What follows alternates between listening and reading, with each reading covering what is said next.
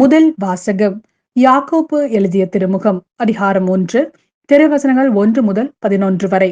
சிதறுண்டு வாழும் 12 குலத்தினருக்கு கடவுளுக்கும் ஆண்டவராகிய இயேசு கிறிஸ்துவுக்கும் பணியாளனாகிய யாக்கோப்பு வாழ்த்து கூறி எழுதுவது. என் சகோதர சகோதரிகளே, பல வகையான சோதனைகளுக்கு உள்ளாகும் போது நீங்கள் மகிழ்ச்சியாய் இருக்க வேண்டும் என்பதை கருத்தில் கொண்டிருங்கள். உங்கள் நம்பிக்கை சோதிக்கப்படும் போது மன உறுதி உண்டாகும் என்பது உங்களுக்கு தெரியும். உங்கள் மன உறுதி நிறைவான செயல்களால் விளங்கட்டும். அப்பொழுது எக்குறையுமின்றி முற்றும் நிறைவுள்ளவர்களாய் இருப்பீர்கள். உங்களிடையே குறைவான ஞானம் கொண்டிருப்போர் கடவுளிடத்தில் கேட்கட்டும், அப்பொழுது அவரும் ஞானத்தை கொடுப்பார். அவர் முகம் கோணாமல் தாராளமாய் எல்லோருக்கும் கொடுப்பார்.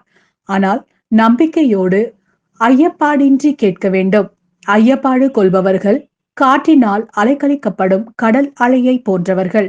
எனவே இத்தகைய இருமனமுள்ள நிலையற்ற போக்குடையவர்கள் ஆண்டவரிடம் ஏதாவது பெற முடியும் என நினைக்காதிருக்கட்டும்.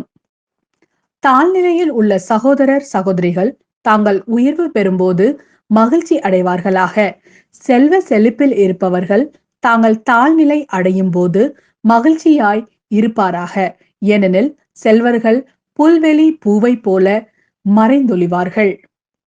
கதிரவன் எழ வெயில் ஏறி புல் உலர்ந்து போம், அதன் பூ வதங்கி விழும், அதன் அழகிய தோற்றமும் அழிந்துவிடும்.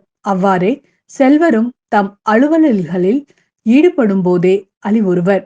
இது ஆண்டவரின் அருள்வாக்கு. இறைவா, உமக்கு நன்றி.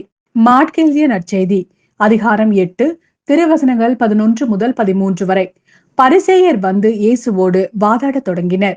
வானத்திலிருந்து அடையாளம் ஒன்றை காட்டும்படி அவரை சோதித்தனர். அவர் பெருமூச்சு விட்டு, இந்த தலைமுறையினர் அடையாளம் கேட்பதேன்?